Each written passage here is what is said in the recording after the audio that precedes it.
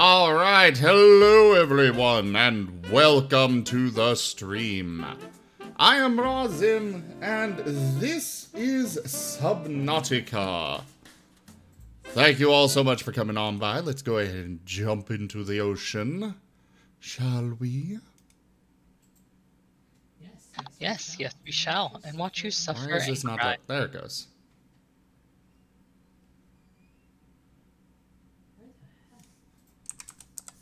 Oh crap. Please tell me there's audio. Apparently both my desktop and laptop decided today was a great day to install automatic updates. So things may not be working perfectly.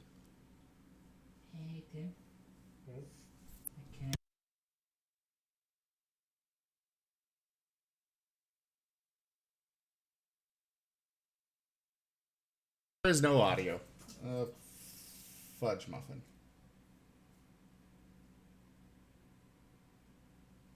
Occult classes.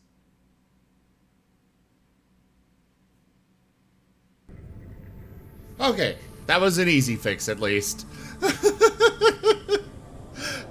But yes, hello everybody and welcome. Let me get the Stream Raiders started up. Go place your troops. Thank you for coming on by. I just felt like doing some more Subnautica. I usually avoid doing the same game twice in a row, but last night I didn't achieve my goal, so here we are. Yeah, last night I was planning to charge out into victory and chaos and stuff, and why is my... Okay. For some reason my mouse and keyboard randomly stopped working for a moment. Oh! Apparently my scanner room has picked up a Reaper Leviathan! Ooh, let's go see it. That is very close! Go say hi. No! Why not? Ugh, fine. But I'm Wait, saving really? the game first. And I will... From what? I will absolutely, save scum. So from what I looked up, by the way, entering your Cyclops or a base like that will save your inventory. So if you die, you will keep your inventory that you had when you exited a building. Okay, I'm gonna put this on here.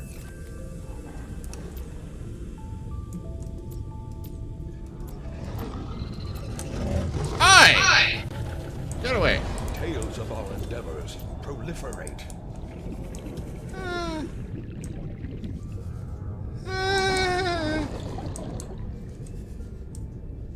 We gotta say hi. Oh god, there it is!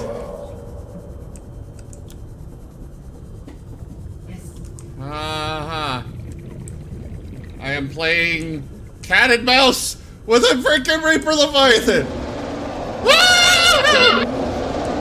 I love it. It looks so cool.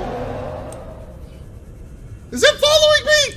It's following me! Why? No! Bad! Go away! Jim, get away from my chair right now!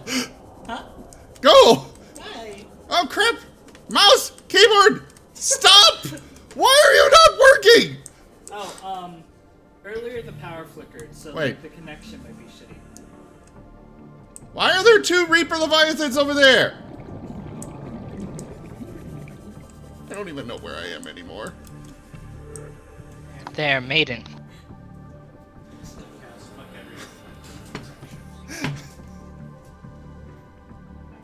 Okay, there's my, station.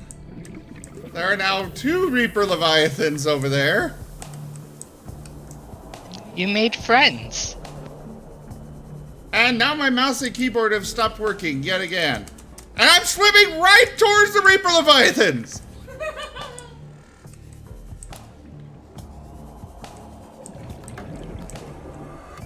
Okay, I'm getting in here. Welcome aboard, Captain.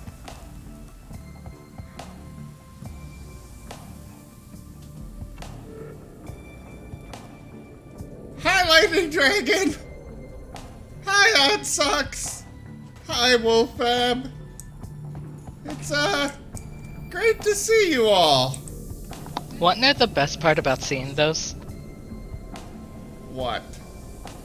I now know how to describe them when someone game-breaking influences them into the red flag rejects. Ha ha ha, no. Yeah.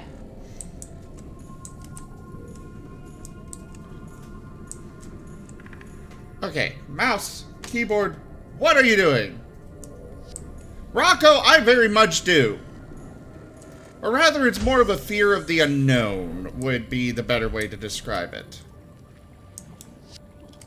So I don't know how it might have messed with them, but earlier our power did flicker, your computer like reset itself and all, so I'm not sure if that's part of why it's messing up. That could be. That would have been good to know earlier. I didn't think about it. This is something that happened at like 6 or 7 o'clock, and it's currently like 4:30.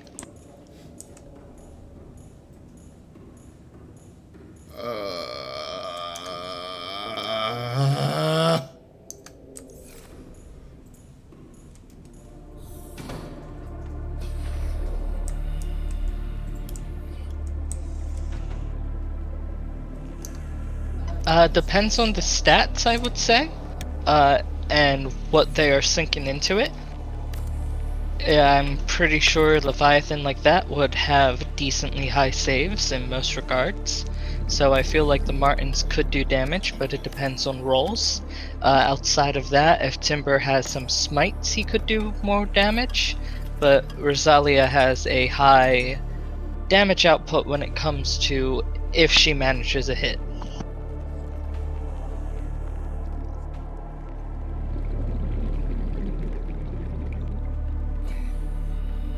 Okay, well, I think it's time we head out.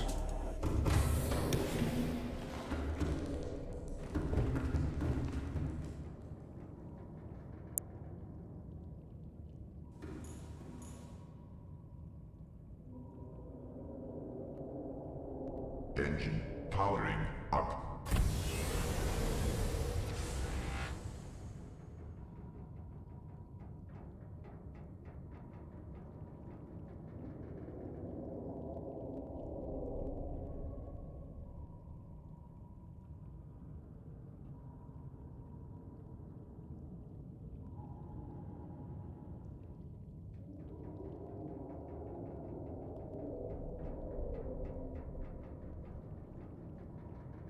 What do you mean by that, Odd Socks? I've been attacked. Oh. Return fire!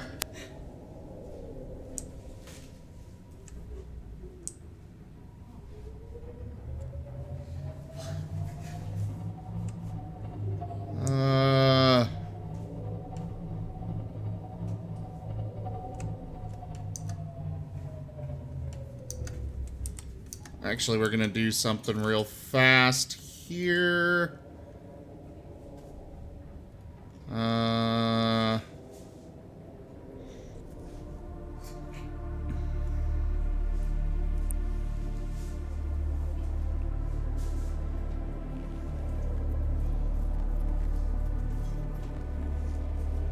So as you're looking at stuff, you did say we could continue this during the stream. What kind of... You mentioned you don't want to just go pets for your new character, and you want something kind of new. Do you have a specific, not role, but... I know you mentioned you would prefer melee, because there's a lot of rangers in the group. Do you want like a certain... Are you a spellcaster melee person? Do you want to do like a lot of disability things, or do you want to... Like, what kind of stuff are you looking for? I honestly have no idea what I want to do. Like, a basic fighter seems boring.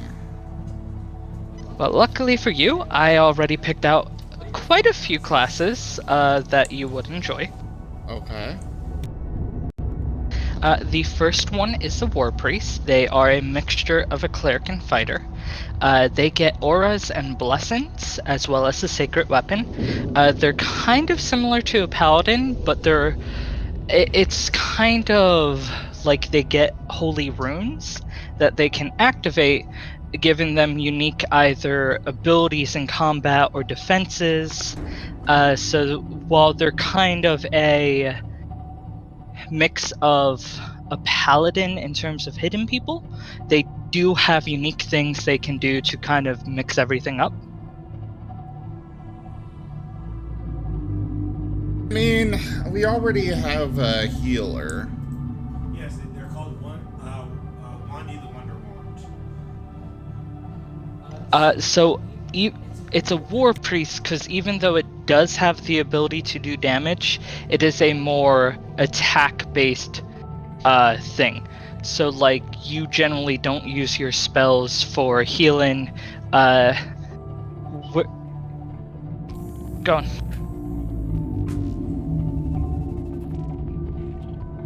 When I think of cleric, I think of tanky healer, basically. Wrong. That is not how a cleric should be played. I mean, at least clerics usually like in. Get on.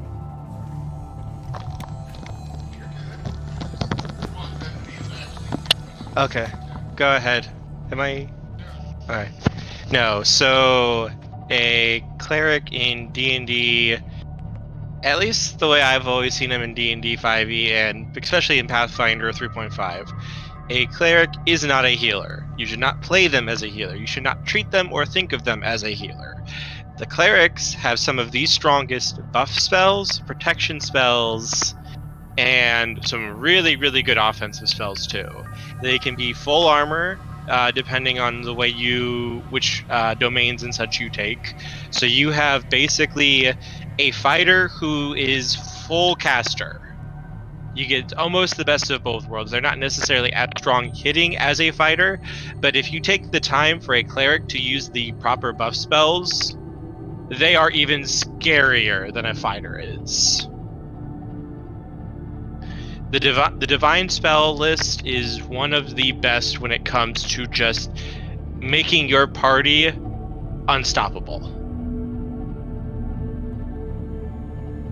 Yeah, but it's just... I don't know, I've done it before. That's kind of my thing here, is trying to find something I've not really done before. They're talking about something behind me and I have no idea what. I was telling him how to mute it. Oh. So. Hey, I was doing that. Sorry. Alright, so I am now above my headquarters. I will need silence for a little bit because I have to listen for death coming my way. Those are the ones we were showing.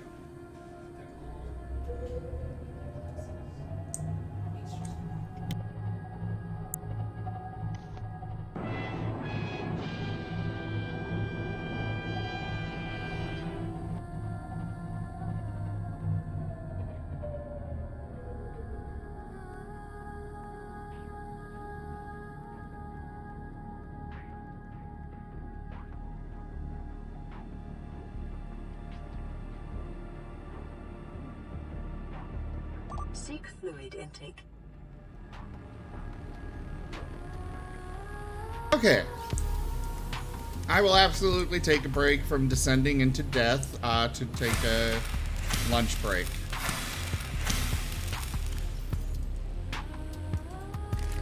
Vital signs stabilizing.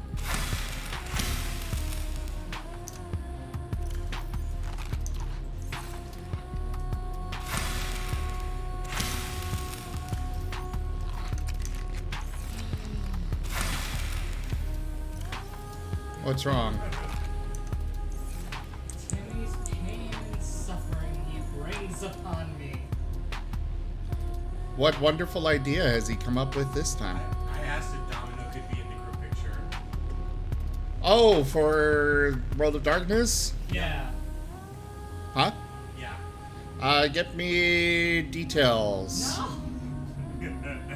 I can absolutely make that happen. No. I was actually thinking of asking you about it. Why? Pain and suffering? So there is another class called the Investigator. They are basically a combination of rogue and alchemist. Oh, and for the record, alchemist and gunslinger they've just never really appealed to me. Oh.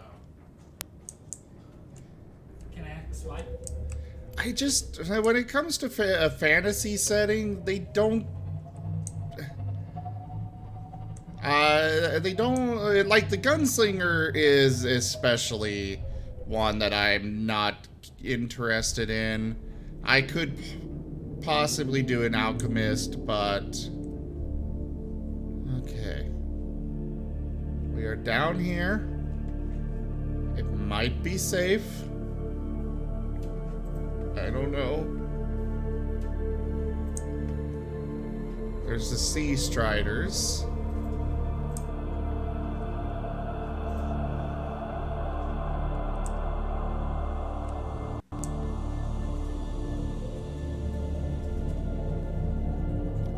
Tanya told me that this is the promised land. Oh god, that scared the shit out of me for a moment. It's just the Cyclops engines. Relax, Zim. You're not going to die that horribly just yet.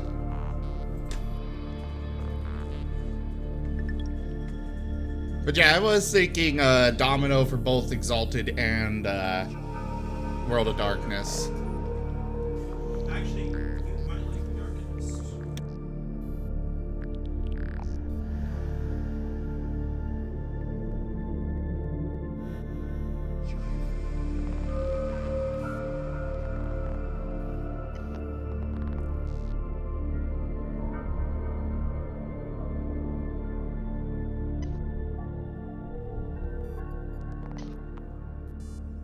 Engine powering down.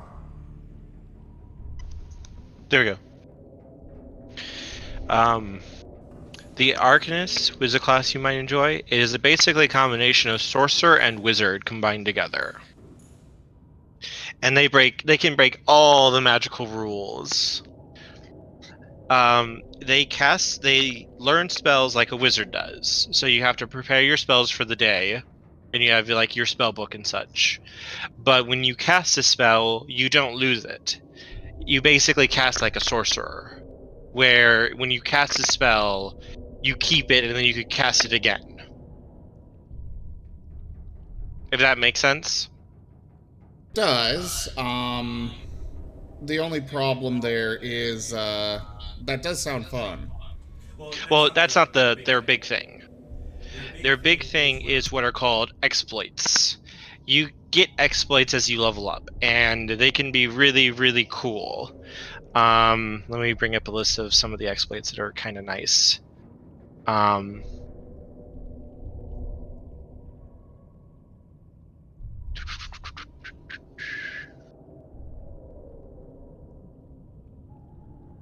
am hearing things roaring here, and I don't like it. One that's kind of cool is Potent Magic, where you get a reserve. What is that doing? Sorry. You're fine. I am in very dangerous territory. And this is where I've decided to put up my base. Heaven help me. Anyways, go ahead. Arcanists get an arcane pool, an arcane reserve is what it's called, to power these abilities. And you can eat your spells in order to refuel your arcane pool, to use it again. Like one of the basic abilities, for example, is called Potent Magic, which allows you to spend a point and then you can increase the DC of a spell by 2. Instead of 1, which normally you can spend an arcane point to raise the DC of your spells by 1, which can be really good. I think it can also raise the level of your spell by 1 as well. I have to double check them. One of their best abilities that's really cool is called Quick Study, where you spend a point in a full round action and you can change your spell list. So you can, a spell that you prepared today, you can switch it with another spell in your spell book. Okay, that definitely sounds useful. That ability is super handy. The biggest downside for a wizard is not necessarily having the proper spell prepared when even if you know it, so you have to wait a day to do it. This case, you just spend a point and you can change one of your spells to that spell, and because of the way you can cast that spell as many times as you need to. It only takes a full round action to do that.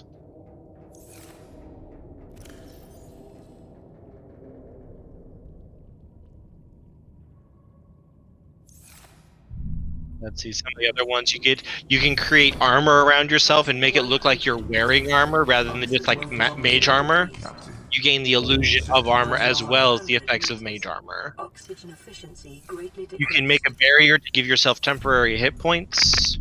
These are just some of the things you can do with it.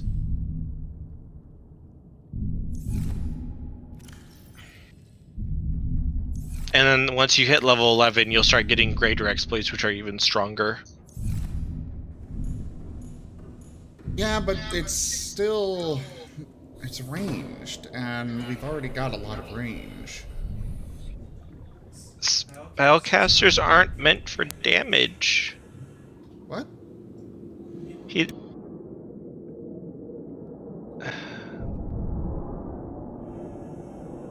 Sorry, when I hear ranged, I think like ranged damage.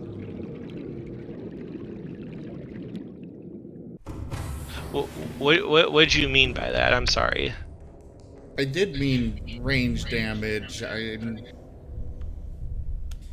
So, Who's it's going been to be taking down enemies in the group right now?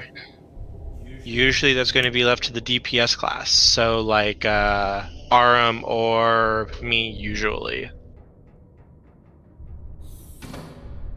Usually a wizard is not going to take the role of striker. That's usually the worst possible role for a mage to take. Though, not necessarily. I mean, evocation wizards are fun and all. But it's not like... Let me give you a story of an adventure I was in. I was playing a sorcerer at the time, I believe. It was a sorcerer, yeah. Yes, I was a sorcerer. And do you know what my most powerful spell was? Like, we were like level 9, level 10. What? Wall of Stone. Okay. Wall of Stone was my most powerful spell. So there was a fight that was coming up where there was like 9 people. And our DM thought this battle would basically take the entire like 4-hour session for us to get through. And do you know what we ended up doing? No. Cast Wall of Stone around all 9 of them, lock them inside basically a prison of stone, and when their cleric tried to use the spell Shape Stone to make a doorway, none of them had to turn left. I just cast a second Wall of Stone around the first one and lock them in again. The entire battle was taken care of by that. Because none of us were really in a position yet to fight them.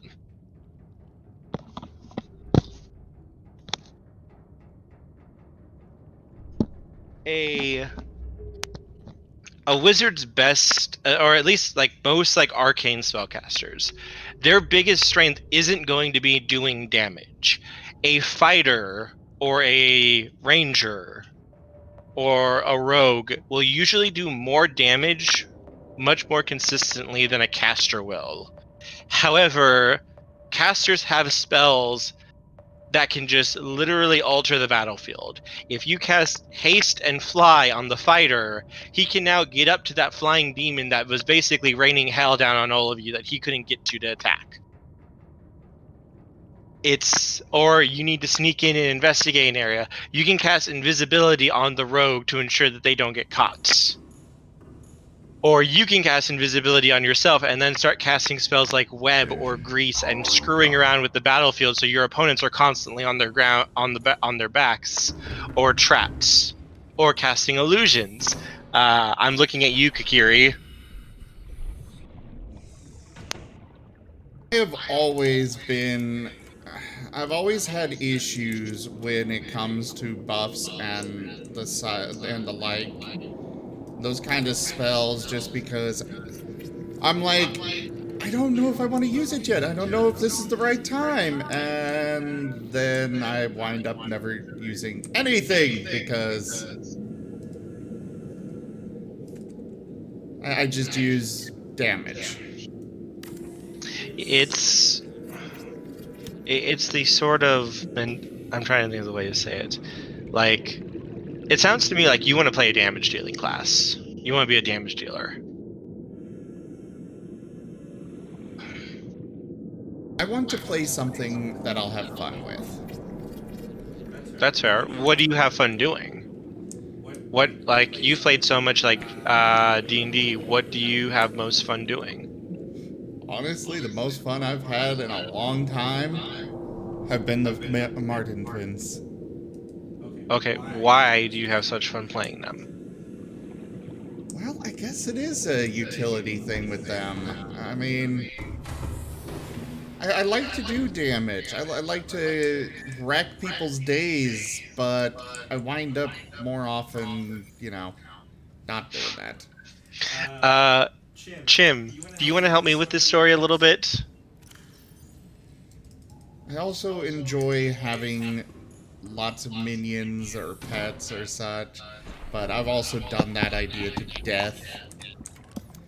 And while I really like the idea of the frickin', I really like the idea of the Pack Master, but I've already done it so many times, and while I'd love to do it, it's also, I've done it over and over. So you're saying that you don't want to keep the 90 Martins on the D&D thing? Oh no, we're talking about a new game.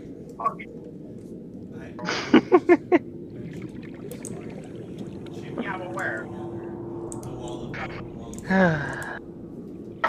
You know, I would say that Red Flag has gone off the rails, but that would imply that it was never on rails to begin with. What are rails? They're this thing that normal people use when driving plots. Oh. Jim, do we So- have those? Have what? Rails. Where? For, red flags.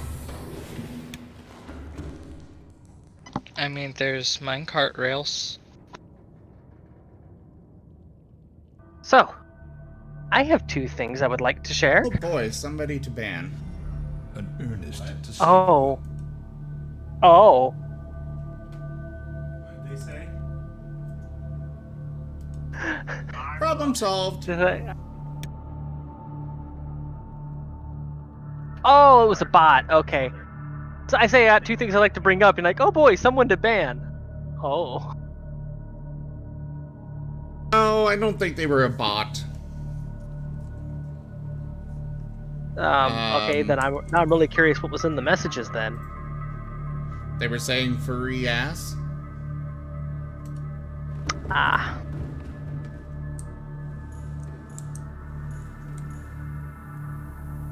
Yeah, furries are just part of the internet at this point. If you still have problems with furries, I don't know what to do for you. Yeah. Engine powering up. But two pieces of news. One, I am officially out of quarantine. I had the second positive result actually looked over, and apparently I just have a rare condition that's fuck, I can't remember exactly what it's called. It's basically your body takes a really long chunk of time to clean up the dead debris from the virus. Okay. So it means that I'll still be getting positive test results, but it's from dead viruses. That So, still that's doesn't the- sound very good. No, it doesn't. It means that my body is taking longer than it should to remove debris, which is a serious concern, Damn it. but it's not serious enough to keep me in quarantine. All that it means is that I haven't been getting enough rest, which that's not news to anybody. Yeah. My mouse and But the keyboard other- keep randomly turning off. And the other thing is, that clip that Max posted in Creator Chat, the oldie but a goodie, that just reminded me of the one game of Murder that we played on VR Chat where I was stuck in a mutism episode, and I fucking caught you in the middle of playing around with the murderer weapons.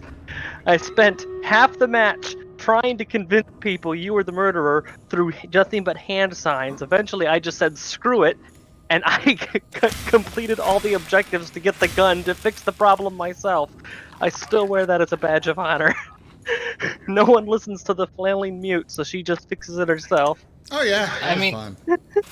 I remember seeing you and going like, "Oh, Tanya, what's wrong?" and then being stabbed from behind. Yes, I. Oh, was that the same match? Yeah, that was the same match. There was, at least I believe it was the same match. There was a match where you came around the corner and you were flailing, and it's like, "Oh, hi, Taro." I was trying to warn people, but I couldn't talk at the time. Mutism sucks. But it worked for me for a while. Yeah, I bet it did. Then there was that horrible game. Everyone but me was a detective, and you like 3 or 4 of you had guns. Why? Why Why? did you do that?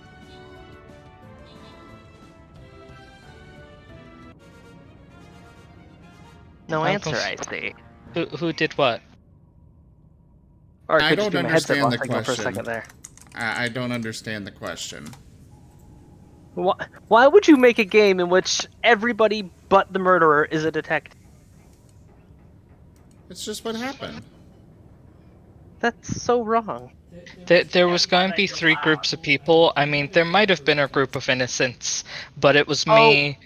Wait, that's right. It's because we discovered that bug where if 2 people are standing in the same ring and that ring gets chosen for whatever role, they'll be the same thing. Yeah, and I was the murderer, and everyone like spawned in the detective office. And the only reason I killed a single person is I came through the closet before people knew it existed.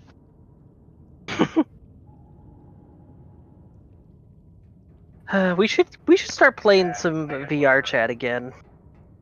Get me off my fat butt. Actually burn calories away from work. As is, just these couple weeks in quarantine has already made my gut come right back. I thought I was starting to shave it.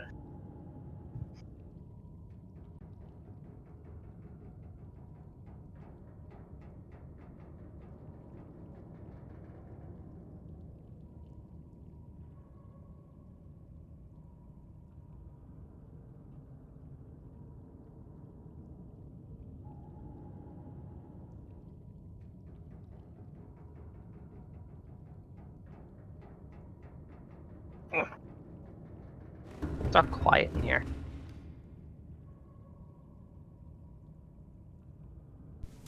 Yeah, sorry, Timmy's talking to me in real life, and I was listening to him and replying to him. I wish he would get on voice. There's also Shaman and Swashbuckler. You might like them.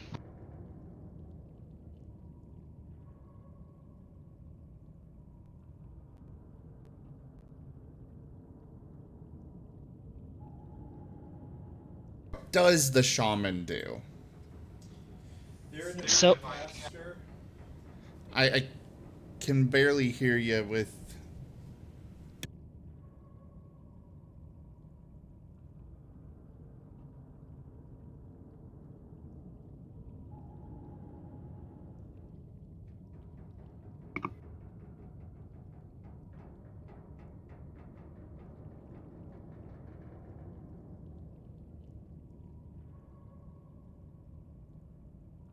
So the shaman is basically a support caster. They don't need to go fully into casting. At level 1, they get a spirit animal, but they also get a spirit. There are quite a few different spirits that you get to pick from. Let me find the list real fast so I can give you an example.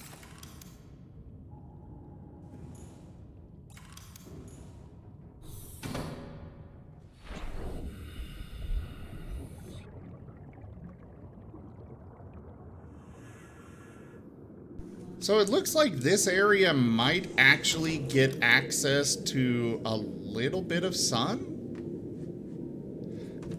Keyboard, would you please stop doing this? My mouse and keyboard keep randomly turning off. It's really getting frustrating.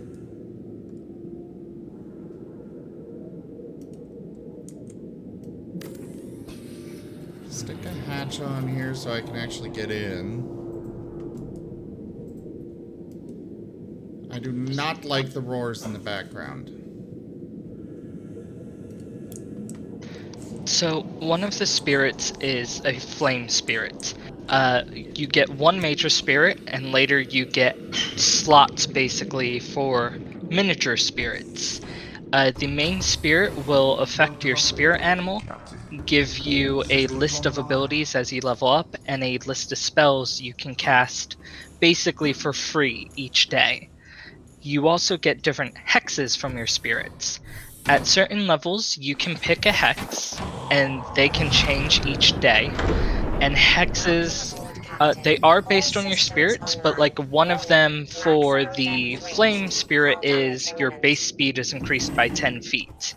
And then you get bonuses to 5-foot steps and such, and moving through difficult terrain as you level up. Another one is a gaze of flames, where you can see through fire, fog, and smoke without penalty.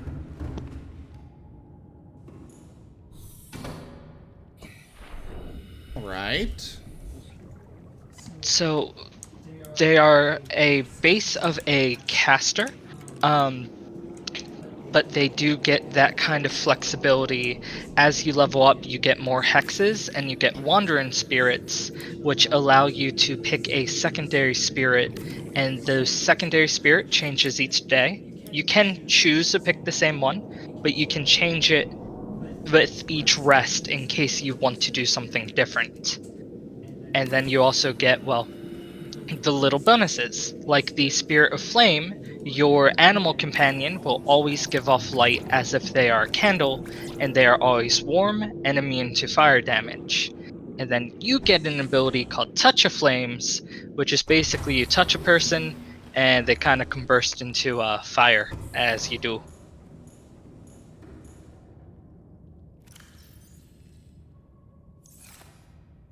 Okay, so their entire role is support?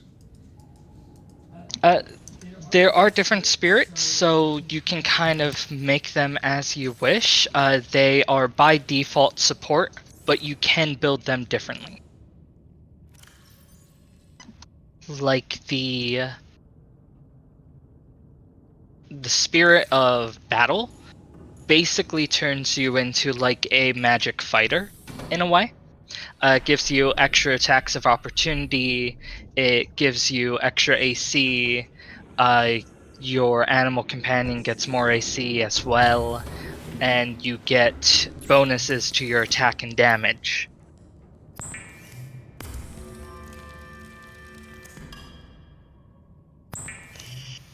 Yeah, with casting and such, it is like there are a lot of roles that casters can take. Unlike D&D 5e, where it's basically almost all just straight damage, just about every spell is, or at least a lot of them are. There are a lot of spells in Pathfinder that aren't necessarily either made for combat or aren't made for doing damage to others. They're made for doing other things. So you have a lot of different roles that you can play as when it comes to a caster, depending on the way you want to do. That's one of the reasons, like, I don't necessarily use like a class like like what a fighter does, because a fighter can be many different things. I use other terms like striker, defender, meat shield, if you want to be joking.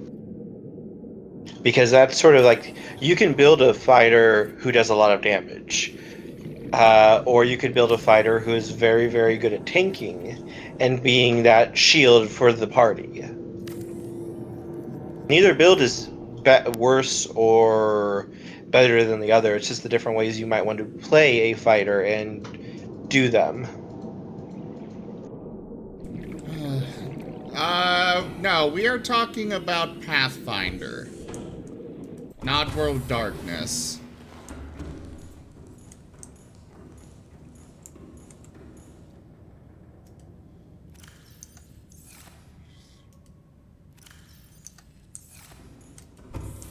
That's why I was trying to figure out your style of playing.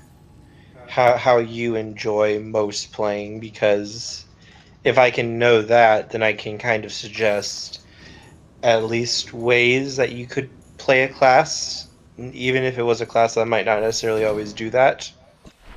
If you want to be able to attack like a fighter, though, while having more fun with it, the swashbuckler might be a good fit for you.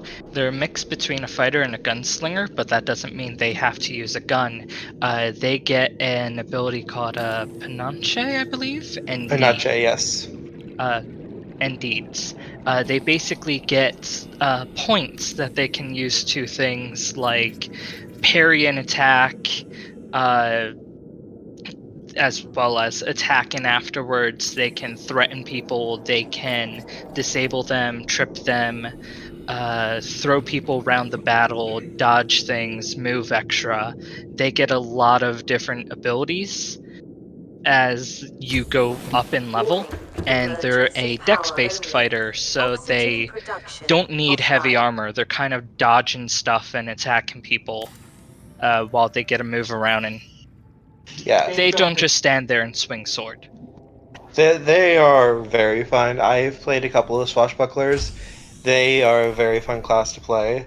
Like he was saying, with some of their abilities, one of their best abilities that they have is called parry and riposte, which allows them to, when they are attacked, they can roll their own attack against them, and if they roll higher, they block the attack, and then they can attack them back as they parry the strike and then stab them. They're basically duelists. I don't know. I've never been fond of a lot of those. I always go for minions or magic. Or both. But I thought you first. This is kind of the problem that I always run into, though. It's like, I always go into these same... Well, I don't always run into this problem, but right now especially, I always run into the... I always want to go back to pets, and I also don't because I've done it so many times. I just mentioned the swashbuckler because you said you wanted to play something similar to fighter because you wanted to be up front and you didn't want to go pets or magic, but you did not want to play boring I sit there, I swing weapon.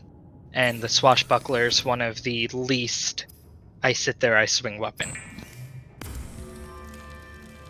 Definitely sound like something that I'll have to look into.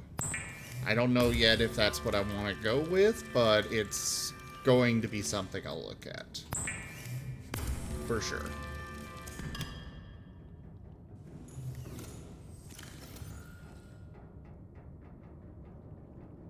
There is a fun thing they have that at a certain level they can stop someone from bleeding by spending a point. I was playing them as a I was kind of playing a swashbuckler gunslinger because I took certain points into get gunslinger stuff, and basically I would shoot my gun and press the barrel against someone's wound to stop the bleeding as the flavor of it. There is something you might like, depending on if Chim wants you would be okay with it or not, but I just wanted to offer just to see what you thought of them. Listening. There are classes called the Path of War classes. There's one class known as the Harbinger.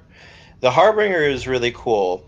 The Path of War classes learn what are called maneuvers. These are like martial arts styles for them, of different styles of combat with different types of weapons.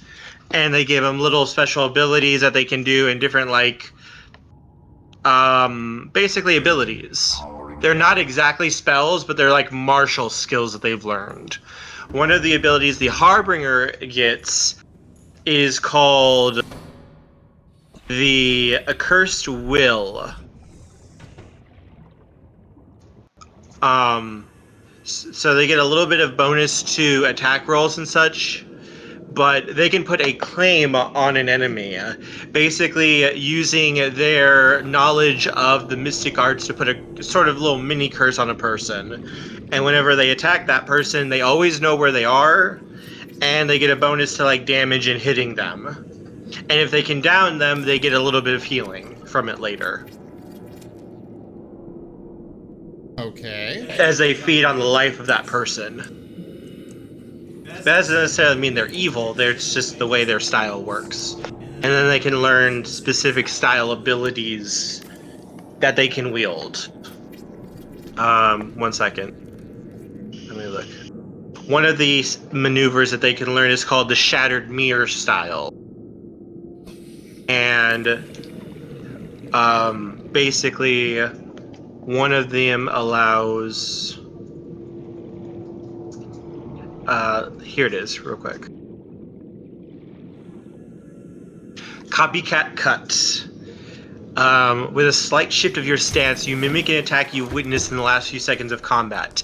Make a melee attack. If it hits, it deals weapon damage as normal plus an additional 1d6 points of damage, and you can choose to reuse the result of any attack roll made by your target in their next turn in place of one of your attack rolls.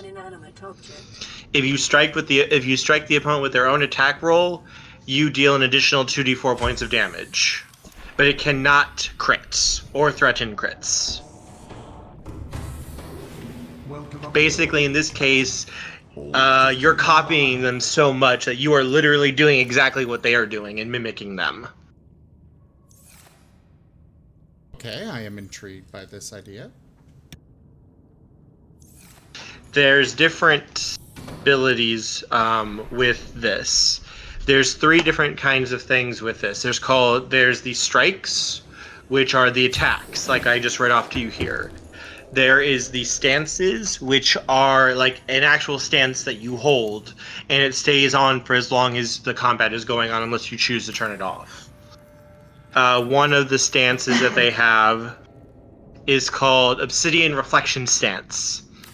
And while you're in it, you emanate an aura that either enhances the perception of those within it or makes them warped and twisted. While you maintain this stance, all creatures, including you within 20 feet of you, gain either a +1 bonus on attack and damage rolls or a -1 penalty on attack and damage rolls. Once per round is a free action, you can change the effects of this. And these bonuses increase by +1 for every 4 levels you have.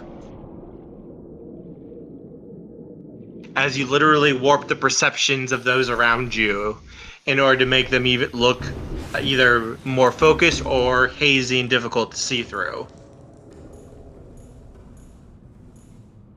Okay. By the way, Chin, you were wondering what a moon pool was. I just built one. And where are these classes at? Are they on the wiki? Yep. But they are a little bit complicated, which is why I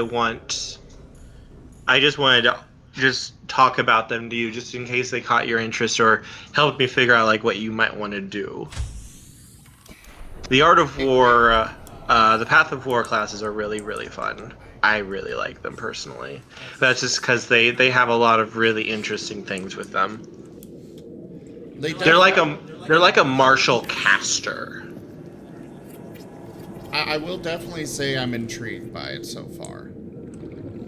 The Path of War were basically made so, like, You know how late game in games like this, wizards are just, oh, I cast Apocalypse, battle's over? Yeah. This was basically made so fighters and such at that point of the game are not just, I swing my sword, I deal 20 damage, that's my turn, mage beats it. It's so they actually can do things.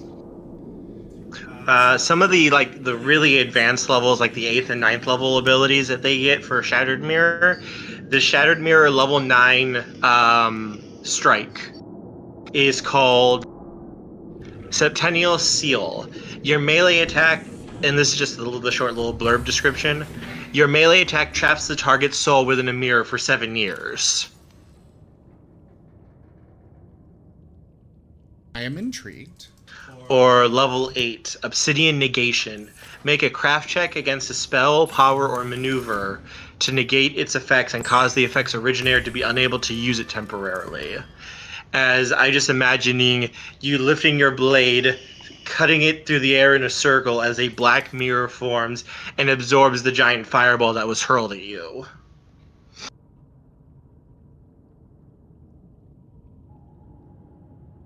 Bear in mind that the spell only works properly if you belch afterwards. But no, these are the way that they work though. Like these is a certain number of them, and you have to basically once you use an ability, you can't use it again until you take a turn to refocus yourself and get yourself back into the stance and style mindset. So you can only use Breaking Glass Strike once per combat unless you take time to focus and get it down. Which means you have to spend a turn not attacking.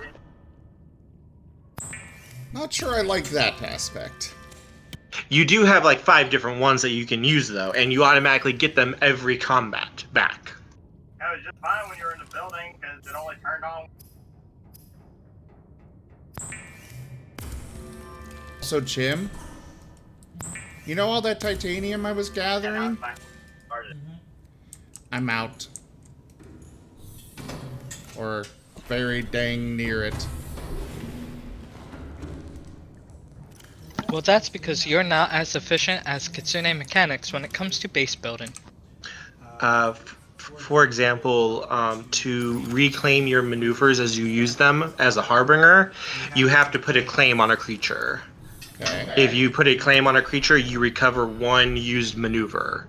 And then if you can down the enemy, you get minimum 2 maneuvers back.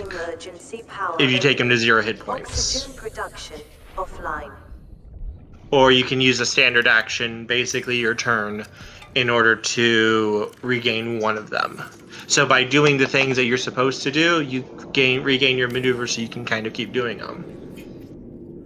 But there's a lot of different styles, and there's a lot of different classes. So you can mix and match different styles. There's a style known as Riven Hourglass that involves manipulating time and either the perception or the actual flow of time with your stances and styles. I am intrigued by this. Veiled Moon, which is, I think, illusions and manipulating what people see and what they don't see. Cursed Razor, which is a style that's basically all about slicing your opponents to ribbons, I think. Though I have to go back and reread that one. I haven't looked at Cursed Razor for a while. But different classes get different styles. And you can choose any maneuvers within any of the styles that your class can learn. And then you can combine them together to wield them as your style. And if you don't want this, there's a third-party class that's basically a live-in lucky feat that I could show you.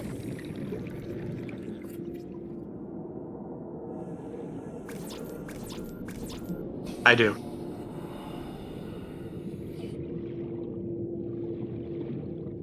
Well, right now I am just, Jim, could you look up how deep, you can be before, solar panels are no longer effective? Please?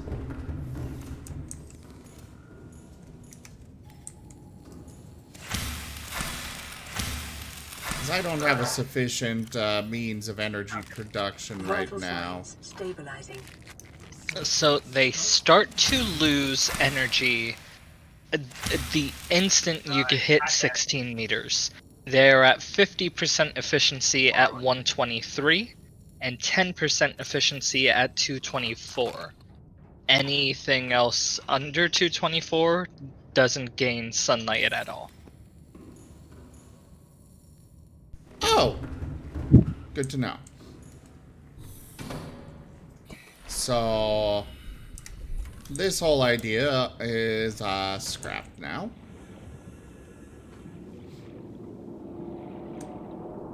But that's okay, because it means I've got a lot more resources to work with now.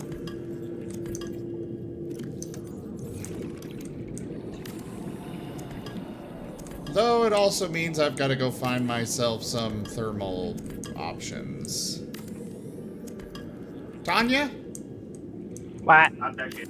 Didn't you say that there was a thermal option nearby the Promised The tree? Land?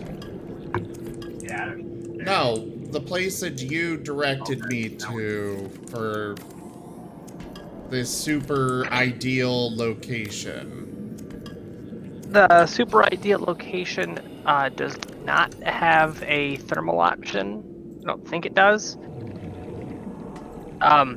Oh. It does, however, have ready access to the sea treader migratory paths, and the poop from the sea treaders is a very potent bioreactor fuel.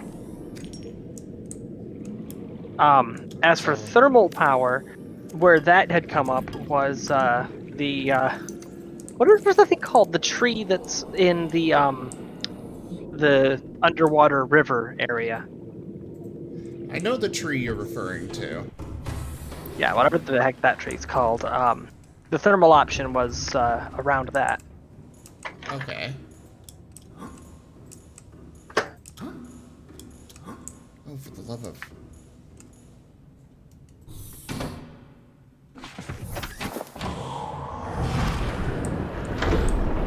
Welcome. All systems online. This is a moon pole, by the way, Chim.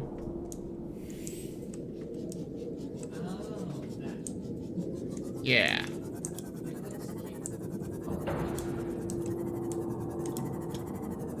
Oh. There's no power in the base, so I cannot actually put the sea moth in there. Yeah. Slight problem. Welcome aboard, Captain. All systems online. Hi there, Festian. Hey, Nate. Good to see you both. Gaming Furry, great to see you too. Why don't you like this base location?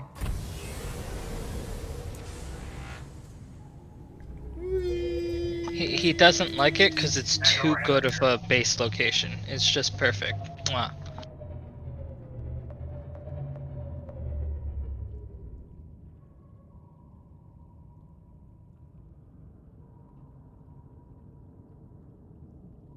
Engine powering down.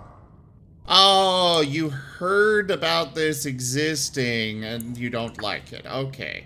That actually makes perfect sense.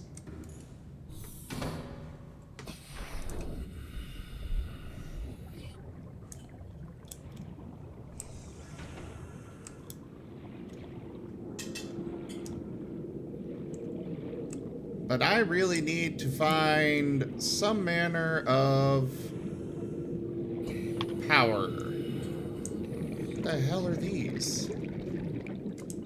Oh! I found alien feces. That's the stuff. That's the stuff right there. Why are they glowing?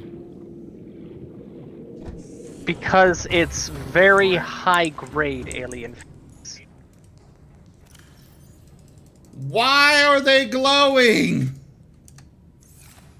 I mean, haven't you ever taken a weapons grade dump? It glows. I don't know about you, but my weapons grade dumps do not glow. Then you're not To doing be it right. To be fair, they're aliens. For all we know, their fecal matter is just nuclear material. Tales That's of why our it's so endeavors potent in the proliferate. reactor. It all makes sense now. Leffen, thank you very much for that follow and welcome. How are ya?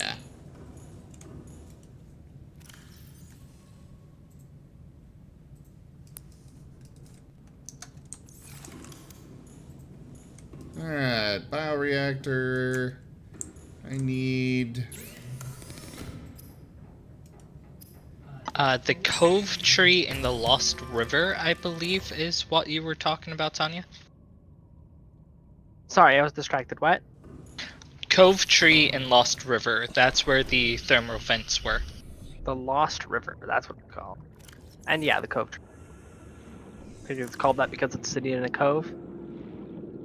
I don't know. I just looked it up.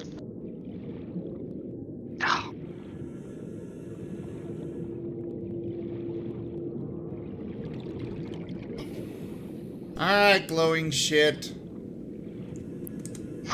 Get in my backpack. So you're Shiro now. Apparently. Oh god, they even sound gross when you pick them up. Oh.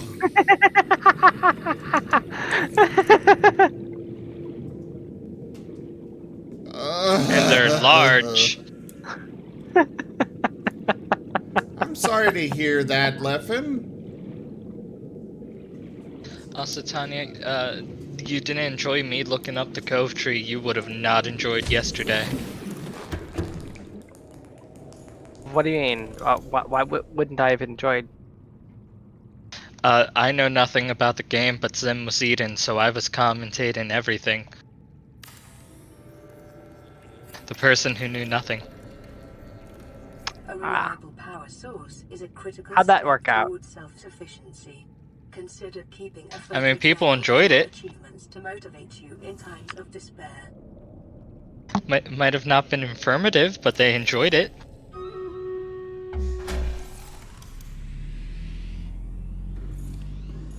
Power restored. All primary systems online. Yay! We have power! For how long? I have no idea!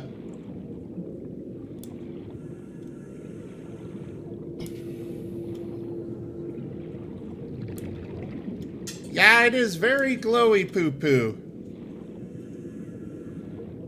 Very. And I don't like it. I just wanted to make sure you guys saw exactly how glowy it is.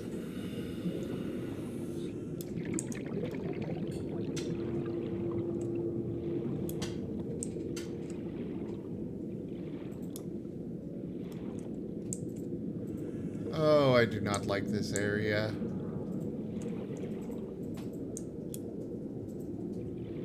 Or rather, I do not like being out here in the middle of it without my Cyclops or something. I feel much safer in the Cyclops. At least there's not a Leviathan nearby. Icon has hugs. Not yet. Or at least not that we know of yet. I swear I have heard a few growls from one. Just do what you did earlier. Run away screaming? I mean, you did that, but you also want to give it a hug. Yeah, I'm fairly certain I'm hearing a Reaper Leviathan nearby.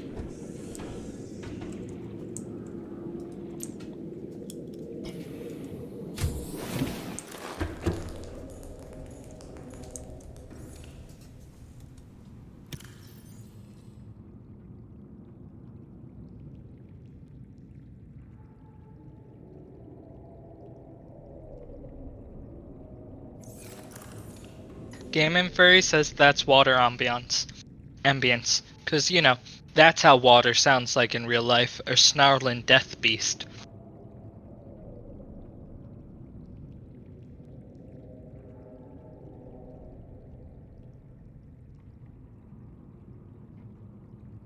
Alright, I don't know how long I have power for on this, but it is set up and running. Looking at the water in that generator feels like I would get cancer just from looking at it. Like some kind of medical sickness. I don't like it. It's like, oh, what's I'm dead.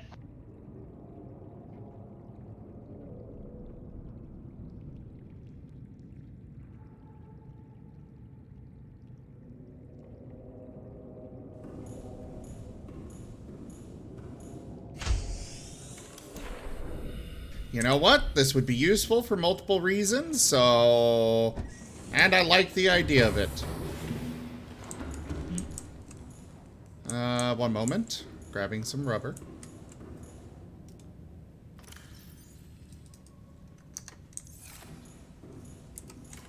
I was looking at my food and not the stream. So the most recent thing I'm aware of is cancer water, so I'm imagining he's calling that useful. No.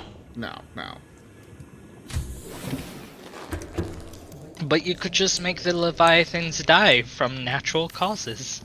I'm putting in a bulkhead. Seal that bitch away. Wow. I look at that thing. It's like a foot thick. Yeah, it's supposed to hold back seawater. And a lot of it. Well, now if they go for his power source, he can hold back all the water. Which he's going to need to do, because the moment that thing bursts, this entire sea is going to be corrupted. Nope. Closing the bulkhead.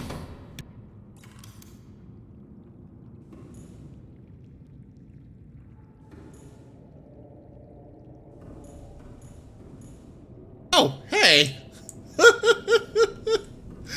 My moon pole apparently pulled up the sea moth automatically. I should probably repair it. Why is it not getting repaired? Damn it, that is not what I wanted.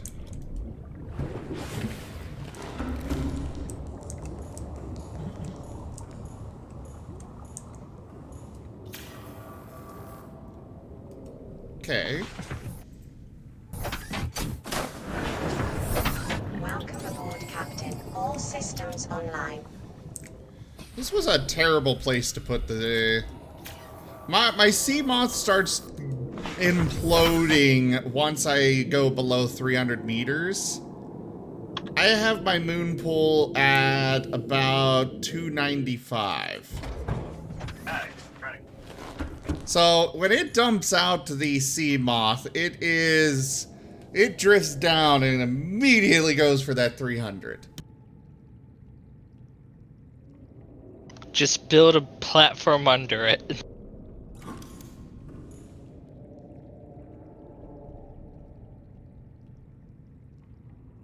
Not a terrible idea, except for the fact that it would actually cause damage from it smacking into it.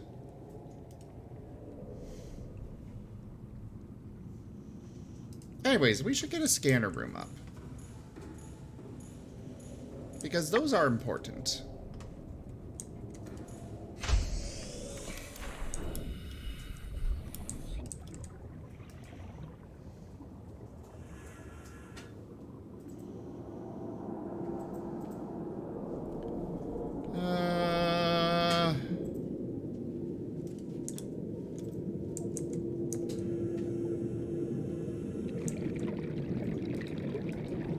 I want a glass compartment. It's not gonna help with the running of the base in general, but I still want it for the sake of it looks nice. Where's my overflow quartz? There it is.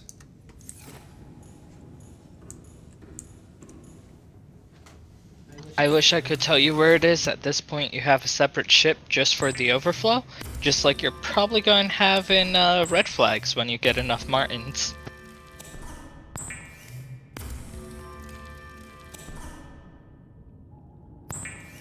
But you see, Chim, the way the Martins work, and especially the food armory, which they will eventually connect the nest to the food armory, just because they can. But the way they work with all that is they just kind of exist in like a pocket dimension almost.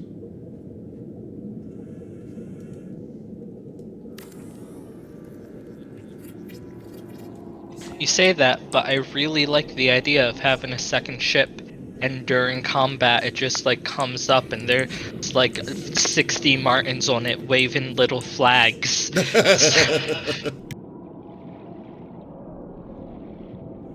And about 10 of the flags have the wrong name because even the Martins can't remember exactly which one is Chimmy, which one is Kimmy, which one is Limmy, which one is Chim.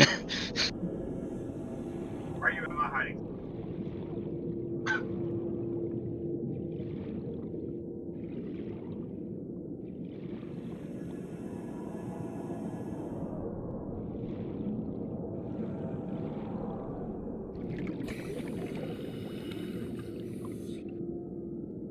Also, imagine how much more annoying it can be if the party wants to go get their morning food rations, and they have to row a boat to the other boat after getting the boat permit for the rowboat, which is not required in emergencies, might I add, to row to the other ship, and then they need the paperwork to go onto that ship.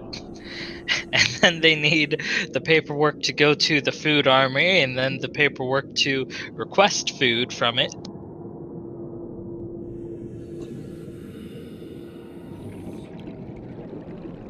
I'm failing to see what the problem is here. It sounds fun, doesn't it, Tanya? What do you mean, eh? I mean, I wasn't paying attention to the conversation at all. Oh. Zim didn't want the Martins to have their own ship eventually, but I love the idea. Okay, you know what you need is for them to have a sloop, a rinky dinky little sloop. However, because they're Martins, the deck work is actually got like 4 decks and it's rigged up like a galleon, and instead of cannons they've just got a whole bunch of little hatches and little hand grips, and they're just casting blasts out of the freaking headset. They're just casting blasts out of the hatches. Just pop the hatch open, fire, close the hatch. Pop the hatch open, fire, close the hatch. I approve of this idea. Oh, and don't worry about doldrums. We'll just have 2 at the back end using telekinesis to push on the back of it. Jim, I like this idea. See, you said that in spite of what physics and inertia say, that if a boat is heavier than the max lifting capacity for Big B's hand or whatever it was. What was it, Mage Hand? Mage Hand. Yeah, he said that if a boat's too heavy for Mage Hand, even if only by a few pounds, suddenly it can't be moved at all, which is not how physics and low friction environments work. But if you want to use troll magic limitations, then I can just use troll physics to bypass it. I would say Mage Hand may not be able to push the boat, but it can push the Martin, and the Martin can push on the boat. And since it's watercraft, then that would allow the move. So there. So Zim said no to the mage hand, not me. We continued on from that before the GM got a say.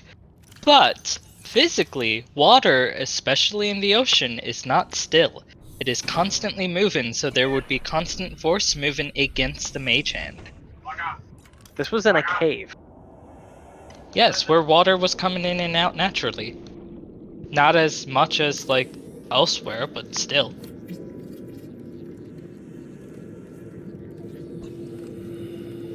I still stand by that if you can apply a physical force, that you can still move the object. Because that's just how physics works.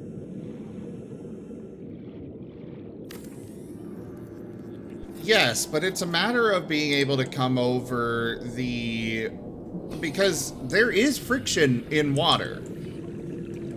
Water itself does provide friction against a boat. Oh yeah, and that's how the boat would be affected by the currents, which is what he was saying. And what I'm saying is that the amount of physical force that current would be applying on small craft isn't really that big. Is a proven survival strategy. Craig McGill survived 47 months. I mean, it's the reason why oars work. Salad of live tree roaches. If you're assuming an oar that has the pivot point dead center, how many pounds of force you're pulling on the handle with is how many pounds of force you're applying to the water. That's just how levers work. And quite often, what's seen is that the amount of force you have to pull on that oar with, if you're assuming equidistant, isn't actually a whole lot. I had to clarify equidistant because most oars are actually a 2-to-1 ratio on the length.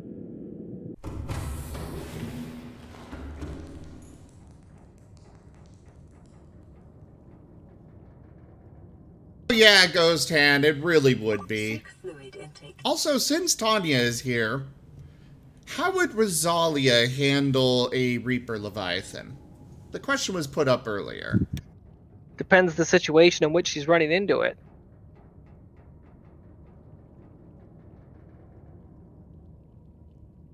Like, say a Reaper Leviathan was attacking the ship. And we're aboard the ship? We're aboard a ship that has barrels of gunpowder, and there's something soft and squishy in the water underneath us. I think you have the answer to the question. Vital signs. Find out which side of the ship it's on and start dropping depth charges.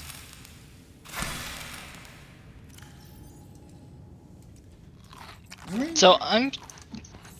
Sorry, go on. I was just gonna say, I mean, that is an effective strategy. Because, see, here's the thing. Depth charges are very good at damaging ship hulls and submarines and that sort of thing. And those are made out of hardened materials. Something small and squishy, you don't have to get the depth charge nearby it. You can be some significant distance away, but when that goes off, that's going to cause it a lot of physical pain. Which means that it might just deter it and chase it away. A depth charge is very different from a simple barrel of gunpowder being dropped over the side.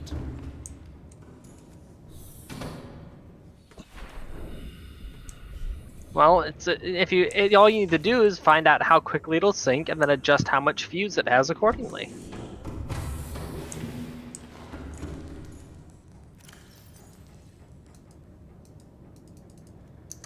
I never have enough resources on this game. I spent 6 hours yesterday farming for a whole bunch of resources, and I'm already almost out of them all. Or at least the titanium and quartz. Let's see, what else did I want? Oh yes, eggs. Because I don't understand it all completely, I am not going to go into it too much.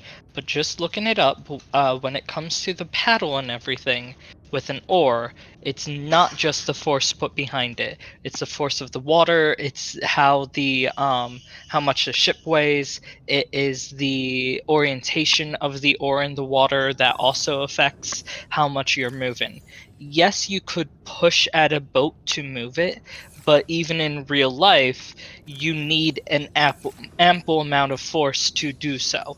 And in this case, there's a boat in mainly still water, but there was still movement in it, with a 90-pound wolf in it, with 5 pounds of force, not working with the water, not having any momentum to get it. It was a vacuum 5 pounds of force trying to push this heavy object.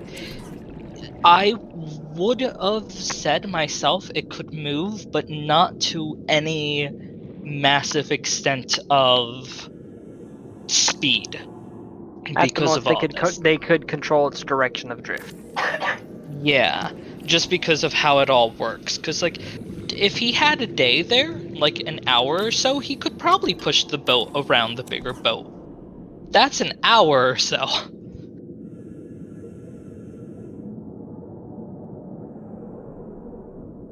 So that kind of stuff does kind of play into this. If he had paddles, and I mean, I know there would have been paddles there if that's how Rosalia moved it, but if he would have said he picked up a paddle with it and tried to use that, I mean, he only has one, so he would be swimming in circles, but I would have allowed that over just pushing it with Mage Hand. Well, all of that, I guess, ends up becoming completely irrelevant because I have a follow-up, which is rather than using Mage Hand or a variant thereof, just install a paddle on the bottom deck, and then have hamster wheels connected to it on the decks above. You can have an 8 Martin drive engine on that thing.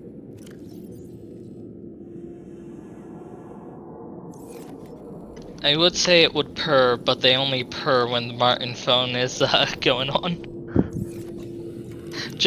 I imagine one of the floors as like a section of cubicles now, and it's just them, like a call center. It's a call center for the Martin Talkie Network.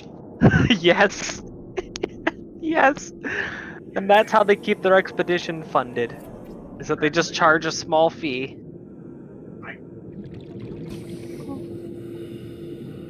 Yes, a small fee. I made a joke saying later I would allow them to transport very small goods through the Martin Talkie. Nothing huge, but for like ease of access and stuff. So I imagine just someone sitting at home or in their fields plowing, and it's like, "Hi, can I interest you in the Martin Talkie network? We provide blah blah blah." No? Well, thank you for your money anyway. And the Martin just has like coins drop in front of them. Let's see. What you need is a couple of them that are artificers, and then you just make the I can't remember what it's called. It's several pouches that are linked together, so that when you open up any of them, you open up the same physical space. I like stuff like that. Yeah, well, you just have a few of them that are like that, and that is their postal service. All systems They allow you to online. fax anything. Well, anything that fits, that is. Engine powering I wish the Cyclops could just go to the side. I also just realized that with a bit of creativity, you could actually turn one of those into a very effective water pump. All you need to do is just stick a piece of wire into one to hold it open, and then drop it into a deep lake. And then you open up the other one, and now it's a water hose, due to the pressure differential.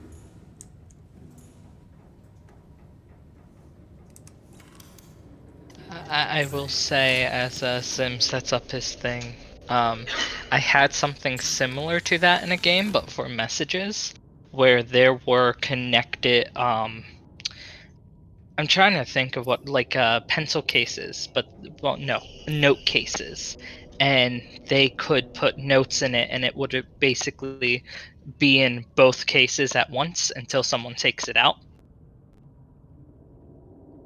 You know, I completely forgot about Stream Raiders. Oops. What Stream Raiders? worked out that I actually had a concept. I actually had a concept for an artificer telephone system that would just take up 2 slots. Just have the pouch with the pouch of many openings, and then Whispering Stone. So you have several people that each have the pouches, and there's the Whispering Stones.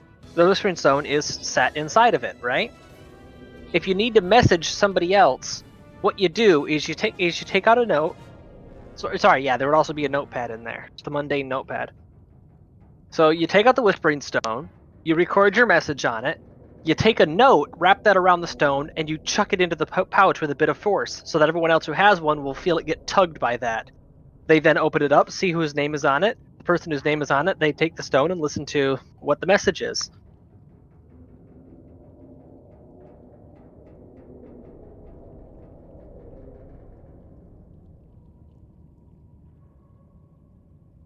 So using that system, anybody who has one of the shared pouches is now part of that network. It's just whenever you feel the pouch tug, you open it up and see if it's your name that's on the note. If it's not, you put it back. As much as I love that, I also hate that. Why? I mean, based on how many openings it would have, imagine 10 different people having this. That just means like, oh hey, I got him. It's for Steve again? Damn it, why do I keep checking? Phone for you. And then when like 2 people go reach for it at the same time, it's just that awkward like, no, our fingers touched and now we're do I let them get it? No, I need to see it though. What if it's for me?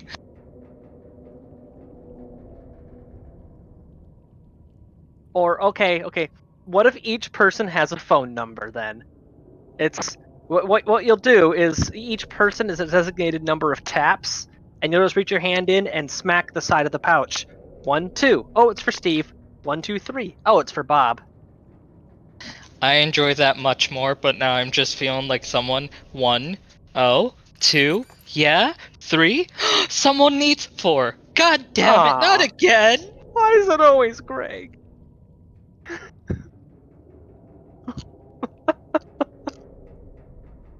To be honest, I have not been following this conversation at all. Well, of course not. It would replace the Talking network. What do you mean replace it?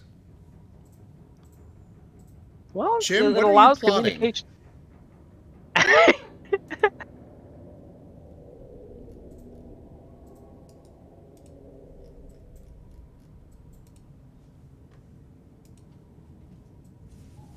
Alright, well, back to the game.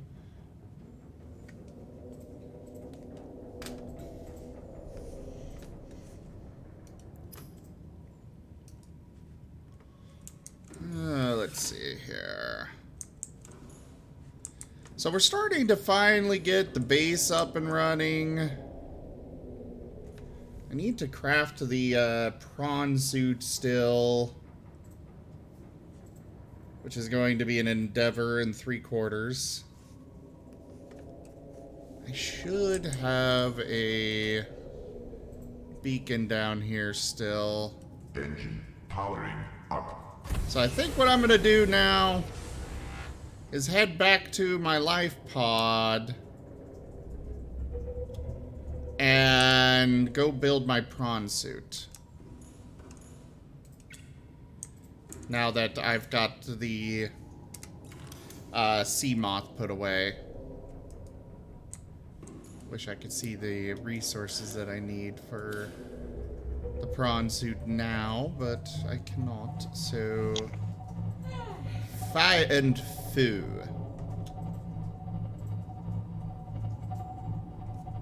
My mouse and keyboard have just turned off. Which is okay because I was only going straight up.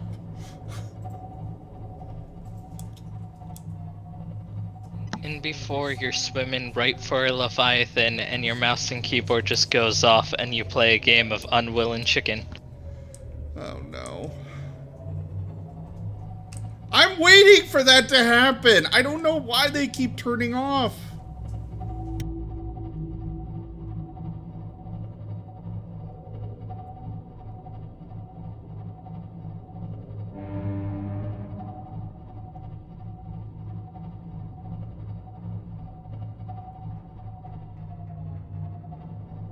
I will say, I don't mind the fact that it turned off there because it gave me a basically what amounts to a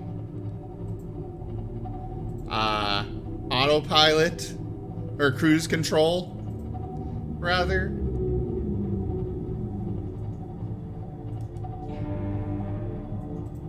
We lost them. We lost what? Someone hopped out, I just didn't see whom. I think it was Timmy.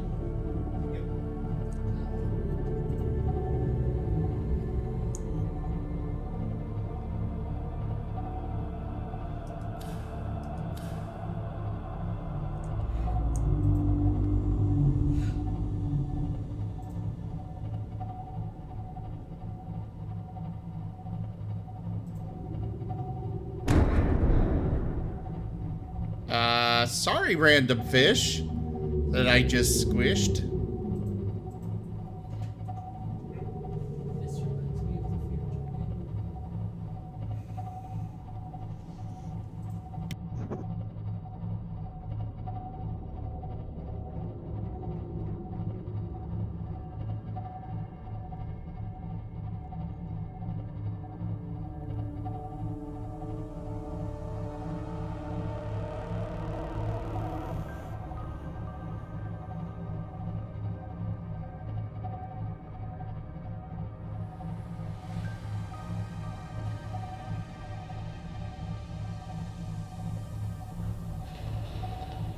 I'm sailing away. Set an open course. David says he's gonna be streaming soon, so I might drop out of chat. We're just supposed switch to be push to talk. doing D&D soon, but nobody's shown up in Oh. voice yet, so I got no idea what's going on there.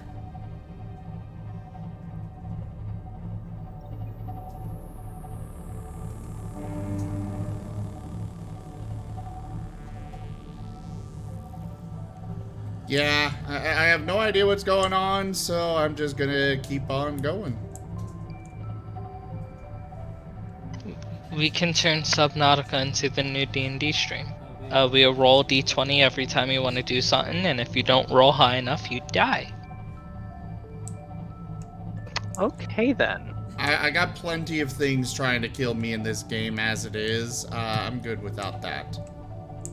Well, that's why you would die, because you roll d20 or run away from the Leviathan and roll 1, and then you need to sit there and just let it kill you. I'm good. Aw. Where's your fun and excitement? I get plenty.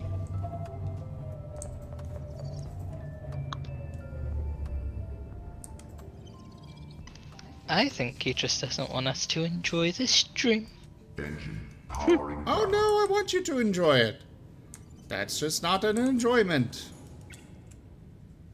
Alright, we have made it back to our life pod.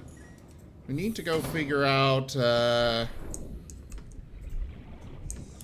what the prawn suit actually requires.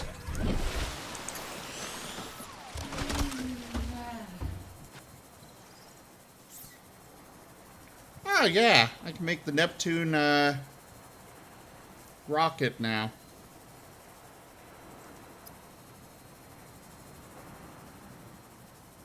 Okay, I have the enameled glass.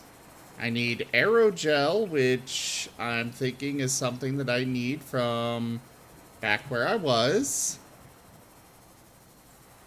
Fuck. Does the prawn suit take fall damage? No. So if I were to pack up the mobile vehicle bay, bring it over to where my new base is, and let it just drop, 200 meters, 300 meters, it'll be fine. Yeah. I might do that. That sounds fun. You should be in it when you do it.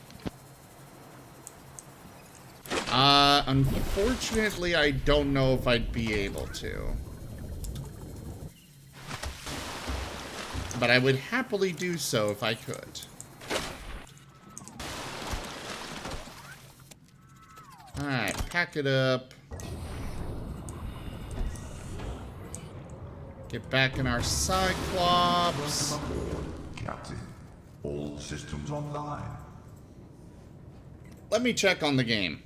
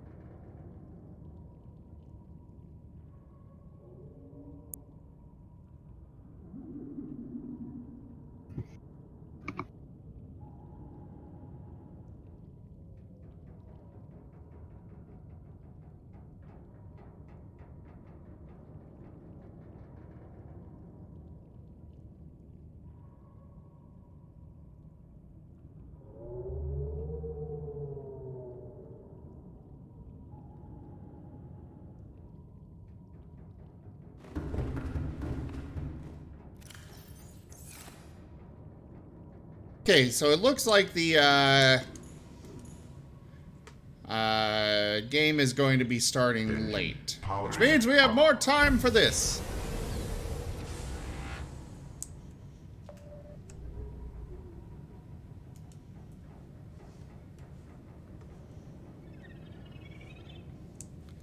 Which means back to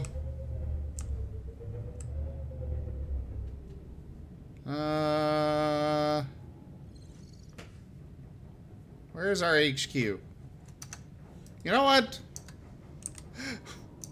I'm gonna color our HQ a different color because I am losing it constantly.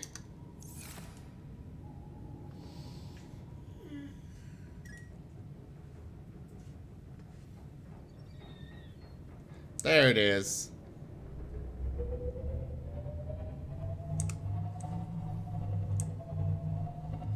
Oh, I bumped into the life pod.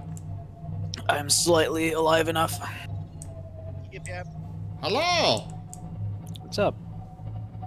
Are we ready to get started? I sure hope so. I am dragging one of those fart things around with me. The manatee. Yeah. The hell just smacked into it? I heard that. So, do you approve of Randall so far? Reykjavik, the terror. Randall. Randall. No, yeah, I like it. I love him. He's nice and short. I love the idea that Cody just never calls him Reykjavik. It's always his actual name. Hates it.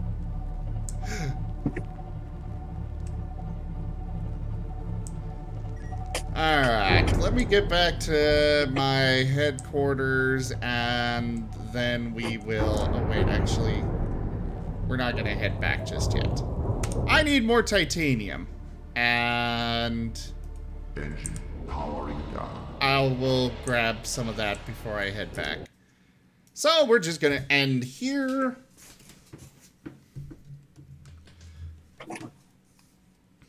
I don't know why it's saying please wait forever. It worries me. Okay. Alright, everybody. Thank you all so much for joining us for Subnautica. I will be back in just a few minutes with Echoes of Echoes of Eberron. How do you spell that? We need to change the name of the game. Echoes of Eberron Dungeons and Dragons. Do check out our website, zgfgaming.com. In the meantime, we have links for our Discord, Telegram, Twitter, Patreon, all those things there on the website, as well as down in the description below. Thank you to my patrons, donators, and subscribers. It is very much because of all of you that I'm able to continue bringing these streams to you all. Please consider becoming a patron over at patreon.com/zgfgaming. And make sure that these streams can keep on coming. Thank you all so very much for watching. Do consider sharing the stream with all of your friends, everyone. Share it with your grandma, you know, everybody. Bring in more people. That is a great way to help. Zerda, we're switching over to Echoes of Eberron. But no, I've been going for about 2 hours now, Zerda. Anyways, everybody, thank you all so much for joining, and I bid you the most fondest adieu. Don't go anywhere. I'll be right back.